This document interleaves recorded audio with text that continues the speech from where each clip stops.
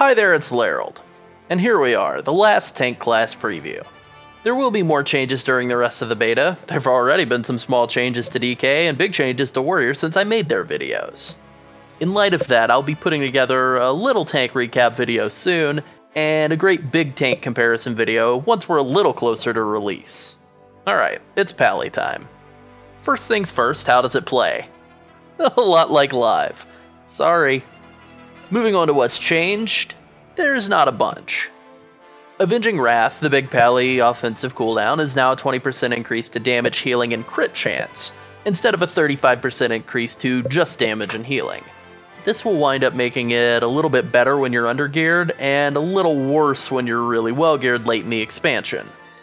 Overall, not a huge change. It's also on the GCD now, though, which is part of Blizzard's whole class design plan for cooldowns in BFA. It's unpopular. I wonder why. Shield of the Righteous has been completely revamped. It still plays the same, you press the button, you take less damage, but it now increases your armor by a very large percentage of your strength, meaning that strength is a direct damage reduction stat, and that Shield of the Righteous no longer affects spell damage. Shield of the Righteous is now also an AoE spell. It hits everything in a short cone in front of you when you cast it, and it can be cast without a target, which is a nice little quality of life improvement. It's also half a second longer, which is neat, but the cooldown is also up to 20 seconds instead of only 16. Finally, Light of the Protector, along with its cooldown reduction replacement talent Hand of the Protector, are on the global cooldown. My feelings on the subject can best be summed up not with words, but with a sound effect. I have strong feelings on the subject that are probably worth expressing in their own larger form video rather than just here in the Pally video, but it is important to remember that this is more like a big paper cut on your fingertip than a dagger sticking out of the middle of your chest. Additionally, Light of the Protector's healing is based on your attack power, and increases by up to 200% based on how much health you're missing. This is a nice change from Legion where it only healed you for a percentage of your missing health. Also, its cooldown is now 20 seconds, up from 15. One last total Paladin class change is that Divine Steve is now a 1 minute cooldown, up from 45 seconds. That's it for changes. What's being lost from Legion? From the base class, improved block, which granted 10% increased block value. Block will work very differently in BFA, and your blocks will be based on your shield's block value as well as your armor. It's complicated, but basically a higher item level shield is almost always an upgrade. Moving on to the artifact weapon, prop Pallies have lost a bunch of little traits that aren't huge on their own, but add up to a lot. First up is the artifact skill itself, Eye of Tyr. This was a very solid mid-level defensive cooldown that filled a hole in Pally's defensive toolkit. It was also a very good offensive cooldown when wearing Pillars of Inmost Light. Both of those will be missed. The next two traits are Bulwark of Order and Tyr's Enforcer, which added a very solid defensive value and AoE damage value onto Avenger's Shield. Without them, Avenger's Shield just kinda goes back to being a spell with no defensive purpose in BFA except for silencing caster mobs. Hopefully Blizzard realizes that and at least makes it contribute to Shield of the Righteous cooldown or something. The last artifact trait of significant note is Consecration in Flame, which made maintaining Consecration a lot easier, and made moving around on Pally, which can be pretty punishing, a little bit less painful. Moving on to legendaries, I already mentioned Pillars of Inmost Light, but here they are again. They were very good. Tjelka Farron Marcus's Stature was another legendary that synergized really nicely with the artifact traits I just went over. Oh well, bye-bye. Now on to what's new. Oh, there's nothing here. There are two ways to look at this. You can be disappointed, or you can say, hey, at least we didn't lose all the stuff I like. Both of those points of view are equally accurate. Sorry. Now that the base class stuff is covered, let's look at talents. Just like the last video I did on Brewmaster, almost nothing has changed in the talents for Pally yet. The only talent that has been removed is Knight Templar, which greatly improved the class's mobility. So let's go through the tree and break it down. The first tier of talents is exactly the same as it was in Legion. The changes to block value will affect Holy Shield and probably make it worse, but that's still being tested. Unfortunately, even if it is better, it's still unreliable for preventing spell damage. It's a good talent for reducing tons of constant spell damage over the course of a fight, especially spell dots, but it's pretty bad for trying to mitigate one big spell damage hit without a cooldown. If you're counting on a block to trigger and save your life, you're probably just gonna die. Consecrated Hammer is still a pretty bad talent, and with auto attack damage having a much larger emphasis in BFA, Blessed Hammer is going to become even stronger than it was in Legion. Hammered in forever. There's nothing new in the second tier either, but with Avenger's Shield now having basically zero defensive value, Crusader's Judgment becomes a much stronger defensive option than First Avenger. Damage values are also out of whack a little bit on the beta right now, and extra Judgment casts are worth a lot more damage than extra Avenger's Shield casts in single target. So it's just a better talent all around. Bastion of Light is still an okay talent for a big burst of Shield of the Righteous charges, but it's just really not that great. Nothing has changed in the third tier, but nothing really needs to. Fist of Justice is generally the go-to talent here, but Blinding Light is an okay AoE CC if you're soloing. The fourth tier is the same as before. Retribution Aura is currently dealing 16 damage per hit on my beta Paladin, so it's still not very good. With the nerf to Divine Steed's cooldown, Paladin mobility is bad, and Cavalier helps out a lot. Finally, Blessing of Spell Wording is a crazy powerful piece of situational raid utility. It's game-changing when it works. It's also literally worthless when it does it, but that's okay. It's still a really good piece of utility to have, and great for prop pallies that they've managed to keep it thus far through the beta. Next tier features are first and last changes. Final Stand is still the worst talent of all time. Blizzard needs to nuke this thing from orbit. It's the only way to be sure it's dead. Unbreakable Spirit is a new talent that replaces Knight Templar. In practical applications, it's going to be worth 36 seconds off the cooldown of Ardent Defender, and that's pretty much it. That may be useful on occasional fights, but seems pretty weak most of the time. Finally, Hand of the Protector's base cooldown is 15 seconds, up from 10. This and the GCD change are a couple of pretty tough nerfs to Pally self-healing. But the other options in the tier are weak, so it's still going to be worth taking. The next to last tier has one tiny change.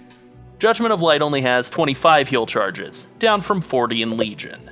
Just like in Legion, this tier is a choice between a couple of not very effective healing tools and a not very effective raid cooldown. This tier is tierable. And here we have the last tier. Last Defender has been reworded, but the talent is still the same. You get exponential damage and damage reduction based on the number of nearby targets. Without getting too far into the math, it's a pretty good offensive and defensive boost in AoE, and very small in single target. Righteous Protector is still a good increase to self-healing consistency, but again, with heals being on the GCD now, its value is down quite a bit. Finally, Seraphim is still here, but it's now on the GCD as well, and that takes a lot of its value away. It's already an enormous defensive sacrifice, especially with the increase in cooldown to Shield of the Righteous, for a moderate offensive return. And a little bit of that offensive return is being squandered by it being on the GCD. I wouldn't expect to see Paladins using Seraphim unless they really overgear the content they're tanking. Here's a talent setup I would run for both dungeons and raiding. I probably wouldn't change talents around too much, but Blessing of Spell Wording is extremely powerful in a lot of raiding situations, so I would expect to use it in raids at times. Aegis of Light can be useful there as well, but it's not great because it requires everyone you want to reduce damage for to run directly behind you, and Last Defender can be useful on fights with lots of adds, or in Mythic Dungeons if the affixes lean in favor of trash mobs, say something like Teeming Necrotic.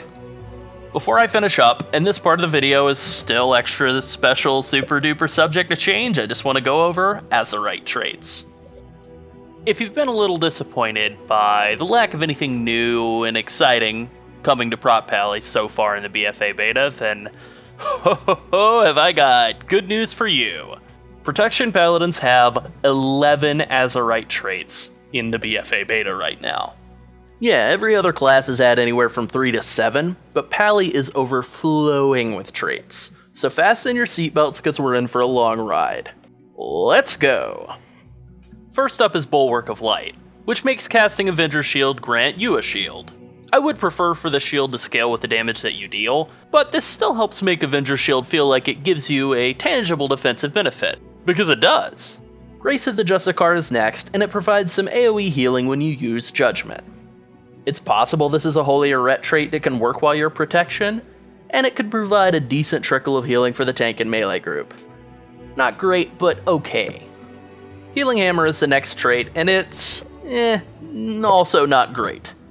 When you're below 20% health, the only spell you're probably going to want to use is Light of the Protector. If that's on cooldown, I guess you could hit Hammer of the Righteous, but the window for this trait to ever do anything seems real small. Inner Light's up next, and it's really nice. One of the biggest weaknesses Pallies have is how vulnerable they are when Shield of the Righteous isn't active. This helps cover up that shortcoming. And it does so in a way that won't get completely cancelled out if you cast Shield of the Righteous again before Inner Light has fallen off. That is real nice. Inspiring Vanguard is a decent DPS increase with a defensive component as well. Since you will likely be spec'd Crusader's Judgment, this will increase your Shield of the Righteous generation by a lot. And that's real good. Sixth trait, we're over halfway. Judicious Defense adds even more defensive value into Judgment crits. Reducing a set amount of melee damage is pretty much exactly how blocks will work in BFA, so this gives you blocks on top of blocks. The tuning will determine whether this is good, bad, or somewhere in between, but the idea of having crit just do something defensive for tanking beyond just giving boring old passive parry is a really nice pre-Legion tanking idea that I miss a lot. King's Shield adds a defensive buff to the end of a huge defensive cooldown. I still hate this kind of trait, but it's really not that bad if you're taking massive amounts of damage over a long time. Righteous Flames is, hey, this is Inner Light again. Okay, so I guess Pallies only have 10 traits. Still a bunch, though. Righteous Bastion is another Shield of the Righteous trait, and it's also very good. An extra half second on Shield of the Righteous won't be a big deal in single target, but if you can get this bonus on a couple of pieces of gear, you could easily extend Shield of the Righteous's duration out to 6 or 7 seconds per cast. That's pretty good. Soaring Shield adds an okay defensive value onto Avenger Shield, and it scales with the number of targets it hits. I like that. Mastery is still boring, but this is a pretty nice bonus. And here we go, it's the final trait. Strong Light is a pretty weird trait name that I hope changes. Healing a target below 50% with your on GCD heal gives you a short-lived strength buff. I suppose that gives it a little bit of room to play around here where you can heal yourself while you're below 50% health, gain back some health and a strength buff, then cast Shield of the Righteous with that extra strength. It's okay. It's a little clumsy to use that way, but it's alright. So now for the two most important questions. Is Protection Paladin still fun, and is it still good? Aside from the GCD changes, Prot Pally is still largely the same as it is in Legion. And they've been pretty good during Legion, so that's a good thing. They have some shortcomings due to their active mitigation uptime being sub 100% and their health pools not being enormous, but their bag of utility is unparalleled by other tanks, and that's not going to change in BFA. Overall, Pallies look like they're still going to be really solid tanks, and hopefully we'll see some changes to their talents soon. Well, I think that about covers it. If you have any questions about Protection Paladin, ask away. I guess this concludes my previews for the tank classes in the BFA beta, but I will be covering other beta updates and putting together more tank-related videos soon. So stay tuned for more great BFA beta content, and as always, please like and subscribe. Thanks for watching. Bye!